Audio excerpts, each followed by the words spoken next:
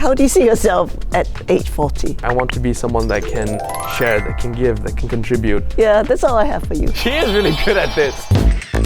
Hello everyone, I'm Max Maeder, a national kitefoiler and DBS brand ambassador. Welcome to Game On, a podcast where we talk to very special people who have embarked on their own unique life journeys, risen above challenges and redefined success. Today's conversation will be the last part of Aging Well. I have today the privilege of interviewing a rather famous interviewer, Sumiko Tan. Many of you may know her for her illustrious career in the Straits Times. She has interviewed all 4 prime ministers. Have you?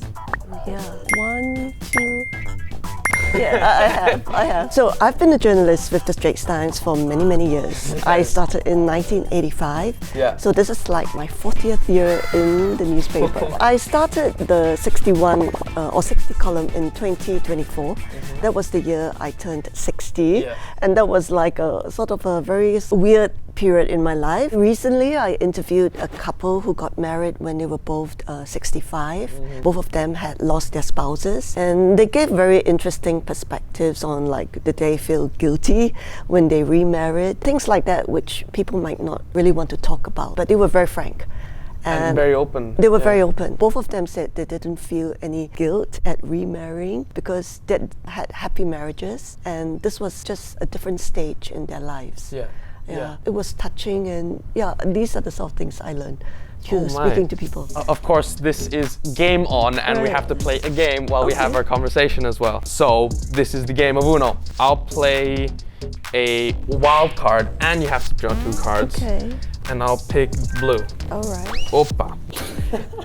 And green. All right. Okay.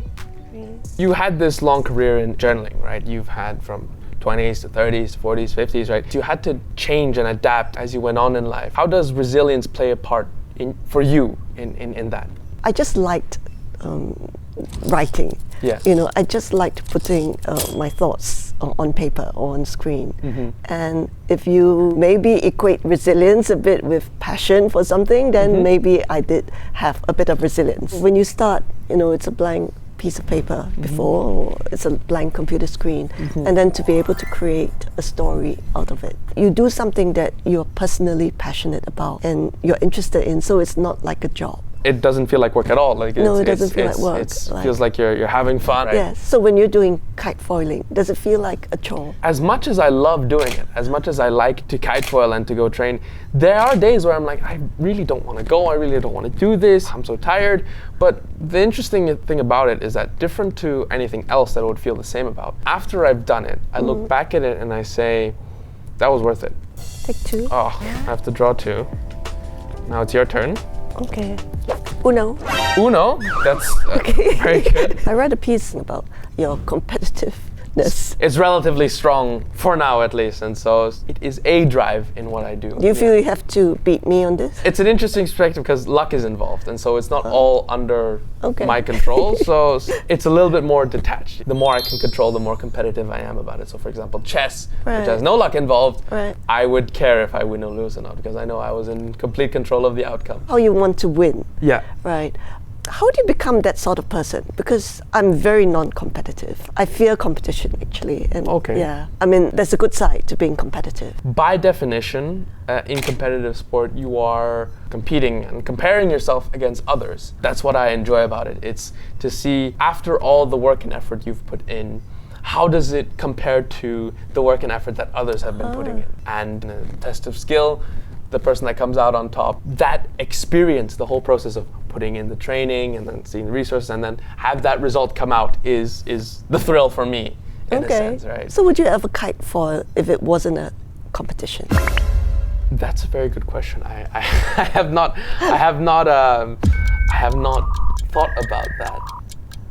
I don't think I would be as passionate about it if it wasn't a direct competition. So I think inherently competition is very important to why I do the sport. The spirit of competing is relatively strong for now at least, and so it is a drive in what I do. What is it like being under scrutiny or being under the viewership of the public? Because I'm only just beginning to see how it is like. So when you do a personal column especially, you do get haters. It's because, you know, when people read something that doesn't like resonate resonate with them or irritate them, or it's not something they believe in, they will let it be known. They want to voice out what they think which is about. fair. Yeah. Okay, but how did that affect you? Like, how was it when you saw, let's say, a nasty comment about something you wrote? Did the way you react change over time? Like, how did that impact you? No, I don't think so. I think it's an occupational hazard. If you put yourself out there. How is it to have someone come up to you with positive comments? It's nice, it's encouraging. You don't let it get into your head because it's just an article, right? Right. It's not like winning the Olympics. Let's continue playing Uno for a little bit. Really? I picked the color red. Red. Uno. Good. Red.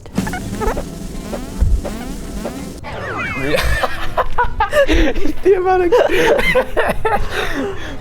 are you sure none of these cards? Yeah, they're not red. Oh my! Well, you can have. You have 3 a as 3. well, right?